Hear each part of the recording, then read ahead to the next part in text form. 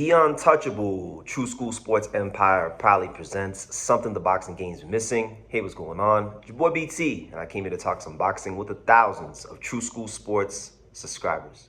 All right, so really intriguing stuff coming out of the light flyweight division, and I gotta say, man, right now in boxing, whether you love it or hate it, I feel like the light flyweight division is becoming one of the hottest weight classes in boxing in terms of action, in terms of just great fights to make, in terms of fighters on the come up. It really is becoming one of the better weight classes in boxing right now. So if you're not following the light flyweight division, I'm telling you right now, you're really missing out on some great action and some great stories and some great fighters doing great things for their respective hometowns and countries and things like that. So that being said, we know recently, over the last few weeks, we've had Rene Santiago. He just beat Masataka Taniguchi in a tough fight and beat another Japanese fighter. And he's the unified WBA and WBO light flyweight champion of the world. He's the number one guy in the division right now. He's the guy to beat. So he just won his fight a couple weeks ago. And then about a week ago, from the time he's shooting this video, you had Thanongsak Simsri, a fighter that really, to me, has defied all odds, and he was overlooked, he was disrespected, and he was brought in to lose. It was supposed to be a coronation for one of the young stars of the division in Sergio Mendoza Cordova, who had built up a nice record of 27-0 with 24 knockouts, and he beat the brakes off of him in 2 rounds, just a demolition job. So you have two guys, and in Santiago's case, he upset Kyosuke Takami, who also was supposed to become the next, one of the next big faces of Japanese boxing. So you have two guys that really and truthfully are not supposed to be here. I've said it in other videos. I'll say it here. You have fighters that are made champion, meaning that they get a bit more favorable circumstances and they get the favorable matchups to win the world title. And then you get the guys that are against all odds that become champion. And so in this case, you talk about Simsri, you talk about Rene Santiago. You're talking about two fighters that became champion. These are two fighters that are not supposed to be here. They're supposed to lose to other guys who the promoters had bigger plans for, and they didn't do that. So I say all that, and I set the stage to tell you guys this, that Rene Santiago has officially called out Thanongsak Simsri for a 3-belt unification for a WBA, WBO, and IBF unification light flyweight title fight. So let's talk about it. Let's talk about it because I feel like out of nowhere, and this is how fast things change in boxing. This is how crazy things can go in boxing.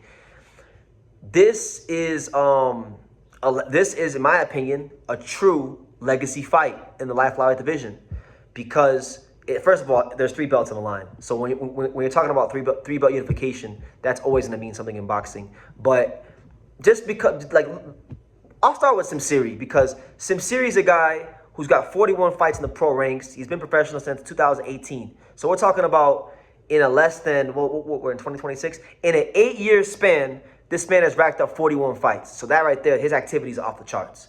And of course, he's from Thailand, so there's a lot of names on there you're not going to recognize. But if you look through the resume, there's a lot of names on there you will recognize. And the only guy that's beaten him is Masamichi Ibuki. Masamichi Ibuki knocked his ass out in 7 rounds 4 years ago. And that win for Ibuki has aged amazingly, right, since then. But Simsiri's knocked out Miguel Fajardo, who just beat the brakes off of the Argentinian Tobias Reyes, who was one of the top contenders. That win's aged well. He beat Masataka Taniguchi, former world champion, who Santiago just fought. He beat Christian Arnetta for the world title, who was also supposed to be the next, Filipino champion. Simsri has been crushing a lot of dreams. A lot of guys that were supposed to be the next this and the next that, they ain't been the next anything. They got to the back of the line because of him, because he put these bricks on them, right? So you got to respect him. I've overlooked him for a long time, but he has earned my respect, and this is the fight that I want to see him in. He deserves it. As for Santiago, he had suffered some tough losses early in his career, and then he's been on a rampage, right? Beating guys like Takami and Taniguchi and, just all these Japanese guys that were supposed to, get back into the fold and do something, right? So breaking the fight down stylistically, it's a really intriguing fight because when you look at Santiago, in his last fight, he fought Masataka Taniguchi, who was a champion at 105 pounds, who obviously is fighting a weight class up. But Taniguchi didn't look small and he didn't look weak, and he was able to really push Santiago back in spots of that fight and really taking us some deep dark places. And Santiago had to really grind that fight out. It was a UD, but I think it was closer than a lot of the scorecards indicated. And when you're talking about a guy like Thanongsak Simsri, Simsri's punching like that. Let's make no ifs, ands, or buts about it. Let there be no doubts. Let there be no qualms. Thanongsak Simsri is punching like that. You know, when you talk about the lineage of the hard punching Thailand fighters like Rung Vasai, like the Thai Tyson, KL Galaxy, all these guys, Ponjek Sek Wangjong Cam, him from back in the day, you know, these guys is punching like that, and he's no different. And if you're a guy like Santiago, you have to box this guy. You have to box this guy. You have to counter punch him. Your fitness levels have to be on point. You have to have a lot of composure. When this guy starts backing you up and you're in them corners, you got to pivot out them corners quick, because if not, he's going to hit you. That gas tank's going to start lowering, and he's going to make you have to fight. So I think it's a brilliant fight. It's a fight between a high-level counterpuncher and a high-level swarmer. I would say Simsri is a high-level swarmer with a bit of counterpunching ability too. So, you know, the winner of this fight to me becomes the man of the division, unequivocally. If whoever wins this fight, if they're to fight next, they become the man of the light flyweight division for that moment in time. And then obviously, and I'll talk about it in another video, you got Shokichi Iwata, who just won the WBC title. He's supposed to defend the belt in his next fight against the tough Mexican Eric Badillo. So we'll see if, you know, if he can get to that fight. If Shokichi Iwata winds up beating, you know, Badillo, then Iwata potentially against, you know, a guy like Santiago as the last Japanese fighter for Undisputed. That'd be a storyline. Or you're going to get Thailand versus Japan for Undisputed. So I think there's a lot of great storylines in the light flyweight division. And out of nowhere, and this is why I love this is why I love boxing, guys.